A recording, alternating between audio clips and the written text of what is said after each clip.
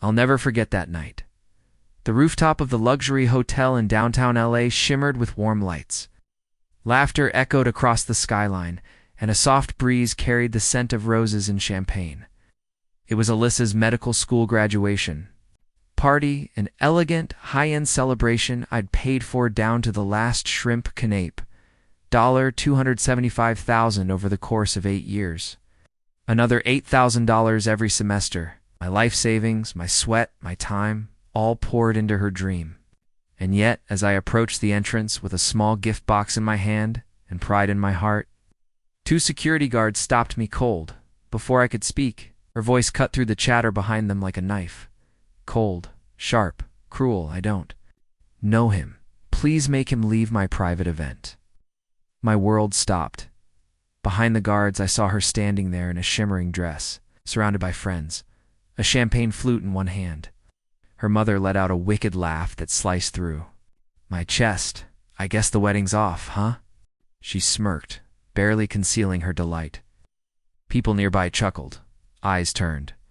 I felt like the punchline in a joke I hadn't realized was being told for years, but I didn't yell. I didn't beg or break down. I didn't ask why. I simply smiled, a calm, deliberate kind of smile, turned around, and walked away. Not because I was okay, but because in that very moment, something inside me crystallized. I saw the truth with piercing clarity. This wasn't just rejection. This was betrayal. Slow brewed over 8 long years. I wasn't going to let it slide. No, she'd regret this. She just didn't know it yet.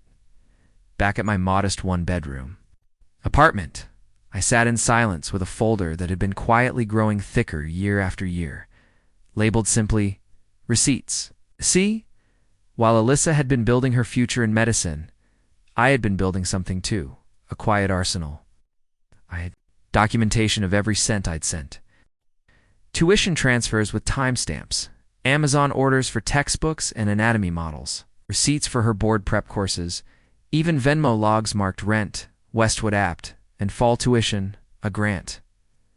Nothing was under the table. Nothing. Casual, and many of them, signed by her, sloppily, carelessly, but signed nonetheless. She thought I'd just given her that money. That I was some fool who'd trade love for a future promise. Every transaction was traceable, and every gift had a paper trail. This wasn't just generosity. This was leverage. So I sent an email to a college friend, now an associate, at one of LA's top civil litigation firms.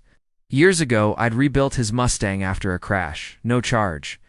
He replied instantly, "We can sue her.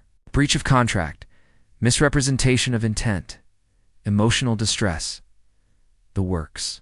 If she tries to paint herself as the victim, we bury her. We've got receipts." But I wasn't done. The wedding venue, still under my name. Though I'd already canceled the florist and the photographer 2 weeks earlier when she started acting distant, I'd left the ballroom untouched. Something told me I'd need it. So I emailed the venue manager. Change the event from Alyssa Grant's wedding reception to the Eric Foundation annual banquet. Same date, same caterer, add a projector, and prepare 100 chairs. He didn't ask questions.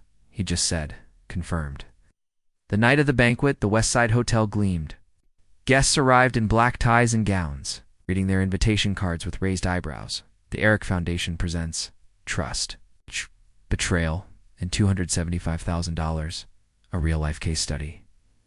Inside the ballroom, soft jazz played as waiters moved between tables. On the screen at the front, the title slide, simple and sharp. When I took the stage at exactly 7 p.m., I was wearing the navy suit I had once planned to wear at my wedding. "Good evening," I began, calmly gripping the mic. "Thank you all for coming. Tonight you won't just hear a story, you'll witness one, a real one. This isn't fiction. These documents, these messages, these recordings, they're all real. What you're about to see is the cost of betrayal and the price of believing in someone who never really saw you." I clicked the remote. Slide 1. Photos of Alyssa and me through the years, birthdays, late-night study sessions, cheap road.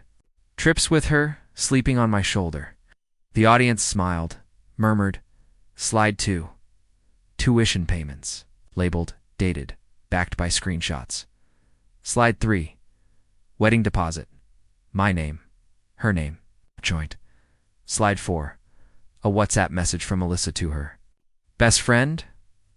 I'm only with him until med school's over. He's sweet but boring. Not my type. Once I get that MD, I'm gone. The gasps were audible. Slide 5. Video. Taken discreetly from my pocket the night of her graduation party. Don't know him. Please make him leave. Laughter, champagne, my face in shock. Slide 6. Audio. Me the next morning. Congratulations. Doctor, You're no longer my fiancé, but you are officially the subject of a civil lawsuit and a National Ethics Board complaint. I hope your new boyfriend is good at paperwork. Silence filled the ballroom. Then applause erupted like a thunderclap. But the real storm was still brewing. The fallout began almost immediately. Her new residency at Cedars-Sinai revoked. Ethics Board launched a full investigation. I had submitted a complete dossier, emails, text threads, bank logs, even a Google Doc, edit history showing she had submitted ghostwritten essays for her applications. Academic dishonesty, professional misconduct, financial manipulation, the trifecta. Within 48 hours, her LinkedIn was gone. Her Instagram wiped. Her new boyfriend, an orthopedic resident she'd been sneaking around with, ghosted her completely the moment his name showed up in the crossfire. And that wasn't all. I froze our joint accounts, blocked her access, filed a fraud report with my bank. My lawyer hit her and her smug mother with a cease and desist letter. Remember her laughing? The idiot paid for everything. Not anymore then. Came the phone call, her lawyer soft-spoken. Mr. Reynolds, what would it take for you to settle quietly? Smiled. Tell Alyssa to ask me in person. I'd love to hear her apology. He sighed. That's unlikely. Then so is a settlement. Clicked out the best part. The banquet, the one where she tossed me aside like trash, it went viral. Someone, definitely not me, wink, uploaded a video to YouTube titled, "He funded her med school. She dumped him. So he did this." 4 million views in 2 days. Sponsors reached out. Podcasts lined up. My little consulting firm booked solid for 6 months. They say revenge is best served cold. I served it on a silver platter. Court day came. Courtroom was tense, crowded. Not with press, but with people hungry to witness the consequences. She walked in, trying to look like the victim conservative suit, downcast eyes. But the room saw right through it. No sympathy, no support. My lawyer, ruthless, organized, calm with a pile of receipts taller than her pride. He read messages aloud, showed payment contracts, played back her own words. She claimed it was all a gift. He pointed to the contract, contingent upon marriage, no gift. The judge didn't need long, $275,000 to be repaid.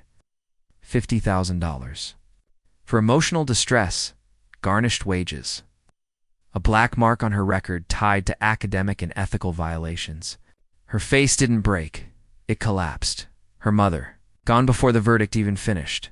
Her future, gone with her. When I walked out of that courthouse, I wasn't the man she discarded.